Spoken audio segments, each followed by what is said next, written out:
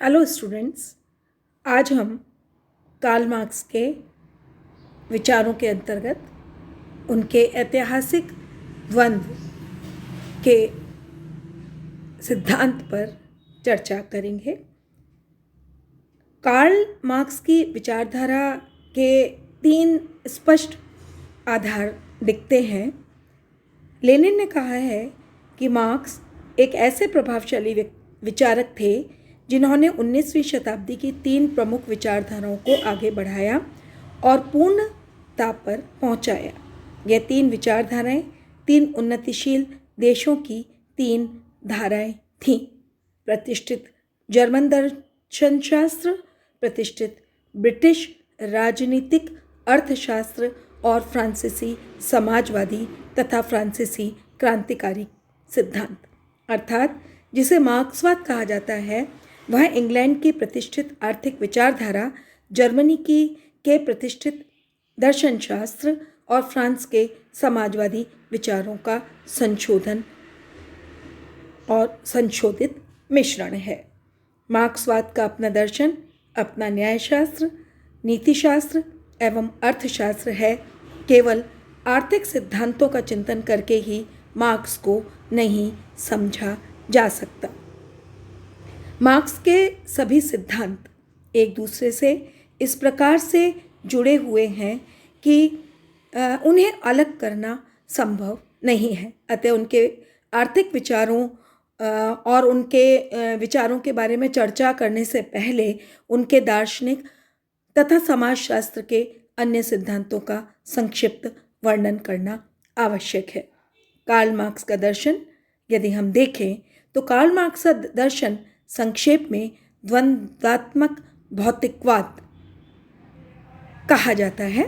द्वंद्वात्मक क्रिया का विचार उन्होंने हीगेल से ग्रहण किया था और उसे भौतिकवाद में लागू किया।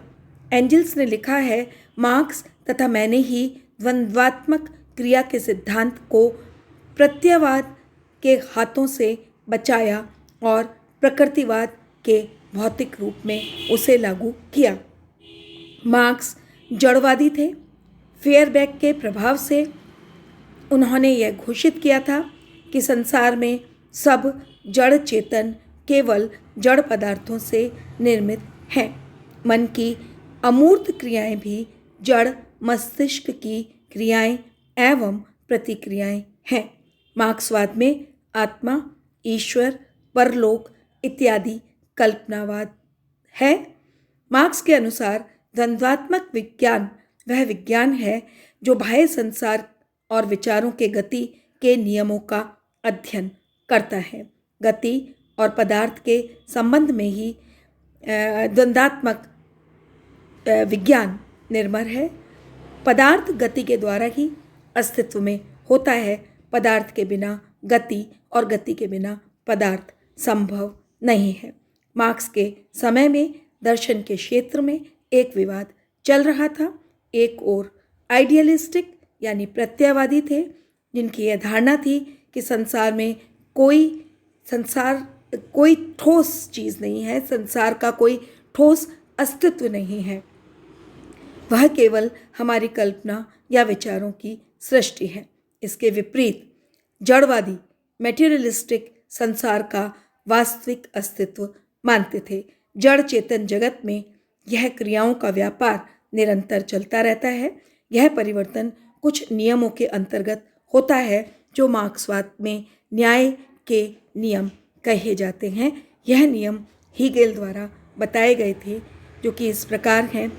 परिमाण का गुण में और गुण का परिमाण में बदलना। तापक्रम की मात्रा कम करने से सहसा पानी का रूप बदल जाता है और बर्फ बन जाती है। ऐसा ही सब स्थानों में होता है। प्रत्येक वस्तु का उसका विरोधी तत्व उपस्थित होना। जड़ जगत में वस्तु, समय या विचार सभी जगह वस्तु का अंतर्विरोध मौजूद होता है। समाज में वर्ग संघर्ष इसी कारण होता है। तीसरा है निषेध के निषेध का नियम। दो परस्पर विरोधी तत्वों में संघर्ष अनिवार्य है। एक सत्ता होती है जिसे विधायक कहते हैं। इसके विरोधी तत्व को निषेध कहेंगे। इनके संघर्ष में एक तीसरा ही तत्व निर्मित होता है जो निषेध का भी निषेध कहलाता है। क्रिया सदैव इसी क्रम से होती है। यही प्रसिद्ध द्वंद्वात्मक क्रिया है। कार्ल मार्क्स का समाजशास्त्र ऐतिहासिक द्वंद्व। समाज को समझने की मार्क्स की अपनी पद्धति थी। उनके अनुसार वर्तमान समाज की स्थिति एवं समस्याओं को इतिहास के संदर्भ में ही जाना जा सकता है। इतिहास में विकास का क्रम भी द्वंद्व के नियम से ही होता है। प्रत्येक समाज में उसका अंतर्विरोध रहता है। इस प्रकार वर्ग संघर्ष ही समाज में परिवर्तन उपस्थित करता है। मार्क्स ने लिखा है कि अभी तक ये प्रत्येक समाज का इतिहास वर्ग संघर्ष का इतिहास है। इस नियम के अनुसार ही समाज का विकास हुआ। प्रारंभिक साम्यवाद से समाज विकसित होता है, उससे गुलामी, सामंतवाद और पूंजीवाद तक पहुंचा। किसी समय पूंजीवाद भी क्रांतिकारी व्यवस्था थी, परंतु उसका भी विनाश अवश्यंभावी है। इसमें भी दो वर्ग, एक अभिजात्य और दूसरा सर्वहारा उपस्थित हैं। इनके संघर्ष से एक नई व्यवस्था जन्म लेती है जिसे समाजवाद कहते हैं, जिसका चरम विकास साम्यवाद है। इस प्रकार समाजवाद कोई कल्पना या आदर्श नहीं है, बल्कि प्राकृतिक नियम की एक आवश्यक घटना तथा इतिहास का एक आवश्यक परिणाम है। इस प्रकार द्वंद्वात्मक प्रक्रिया को मार्क्स ने समाज पर भी लागू किया। वर्ग संघर्ष इसी प्रक्रिया का सामाजिक स्वरूप है। वर्ग संघर्ष के परिणाम स्वरूप सहसा परिवर्तन हो जाता है जो क्रांति कहलाता है। समाजवाद पूंजीवाद का ही परिवर्तित रूप है और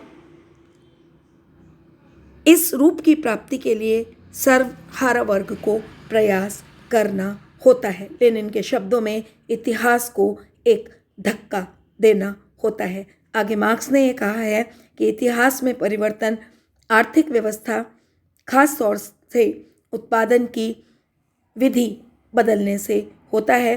पूरा सामाजिक ढांचा ही उत्पादन की प्रणाली पर निर्भर होता है। जब उत्पादन प्रणाली बदलती है तब बाहरी ढांचा, संस्थाएं एवं संबंध स्वतः बदलने लगते हैं। औद्योगिक क्रांति ने मशीनी उत्पादन को जन्म दिया। बौद्धिक स्तर भी द्वंद्वात्मक क्रिया कार्य करती है। चेतना से उत्पादक पद्धति का सामाजिक व्यवस्था नहीं बदलती, बल्कि चेतना स्वयं आर्थिक तथा सामाजिक परिवर्तनों का परिणाम होती है। चेतना के स्तर पर एक विचार होता है, उनका विरोधी प्रतिविचार होता है और दोनों के संघर्ष से समन्वय यानी थीसिस से एंटीथीसिस और इन दोनों के संघर्ष से सिंथेसिस निकलता है जो स्वयं विचार बन जाता है तथा एक अन्य प्रतिविचार से पुनः टकराता है और यह क्रिया निरंतर चलती रहती है।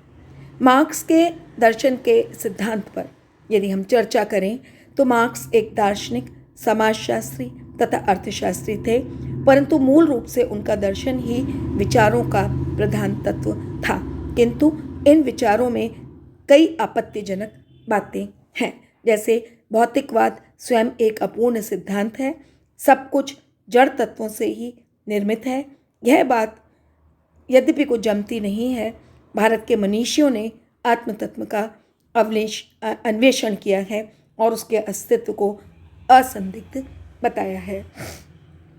दूसरी अगर हम चर्चा करें तो हीगल के न्याय सिद्धांतों को जड़ पदार्थों में लागू करना तो समझ में आता है, परंतु समाज जैसी चेतन एवं जीवित इकाई के बारे में भी क्या यह सिद्धांत लागू किया जा सकता है?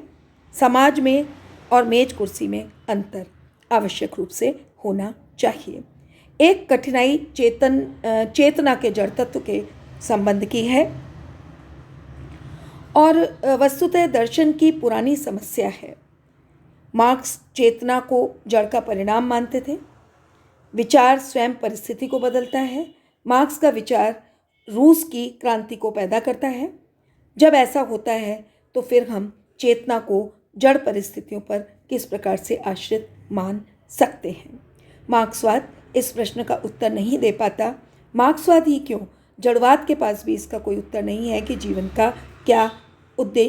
का कोई उद्देश्य नहीं है।